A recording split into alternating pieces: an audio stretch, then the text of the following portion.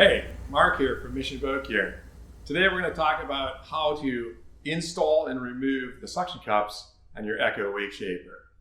So the only tool that you really need is a small pliers, something like this, unless you have really pinchy fingers and you're able to grab that little pin easily. So what we're going to do is we're going to go ahead and remove the suction cup first. In order to do that, what we need to do is we need to take the whole suction assembly and we need to rotate it so we have access to this pin. So you're just going to grab the rubber assembly. We're going to push in a little bit. So we're going to push in to compress that spring. And we're just going to turn it about 45 degrees or as far as you want so that we have access to that little pin right there. And if you can reach that with your fingers, you can get it that way. Or if you push up on the suction cup again, take the pressure off of it. I'm just going to reach in and grab it with this pliers. And then we're going to turn it a little farther and then we're just pull that right out. Once that comes out, you can take the lever off. The spring will push the suction cup off. There's a couple components here. We'll take a look at it. So there's this little metal plate that protects the washer.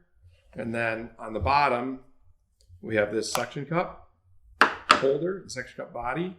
There's this plastic strap that holds the two together. And then there's one more piece on the top here, which is that little washer. So those are all the components that go into the Echo suction cup assembly.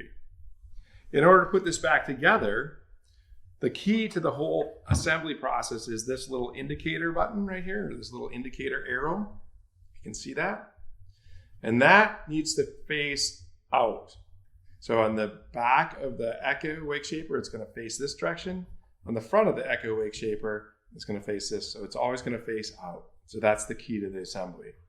In order to put this together, what we're going to do is we're going to set this in the back, and there's access for these little retaining flanges. So we want to drop that in, put this post through that ply slot. You can put these into these access locations. And then once we put this lever on, we're going to rotate it in and line up this feature here and the little arrow with that little detent. So at this point, we can go ahead and install a couple of our little washer features. This it's oriented, has ribs on one side. We want to put those ribs up. So we want to be able to see those ribs when they're assembled. And then we're going to put this metal washer on top of that and make sure your holes line up. Once those are installed, what I like to do is actually put this pin in here first so we can assemble that part way onto the lever so it's ready to install. And then we can install our suction cup. When we install this suction cup, we want to make sure that when we rotate this, we're going to rotate this way. So we want to make sure that the holes do not line up with that tab. We want the holes to be perpendicular to this feature. So we want these holes to be turned 90 degrees to where that feature is. So we'll put this in here. And my little plate fell off, so I'm going to put that back on. And then I'm ready to go ahead and install my lever and slide that over that. And usually you can just take your finger and slide that pin in. All right, once the pin is through both sides, we'll just take this suction cup again, and just like we removed it, we're going to push in on a little bit to take some of the pressure off of it. And we're going to turn it so that feature lines up. You can see the tab lines up with that little hole.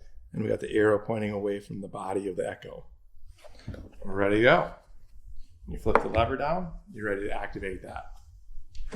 Thanks for watching. Thanks for tuning in. Now we know how to replace and remove and replace suction cup assemblies on the Echo Wake Shaper. Have a great day.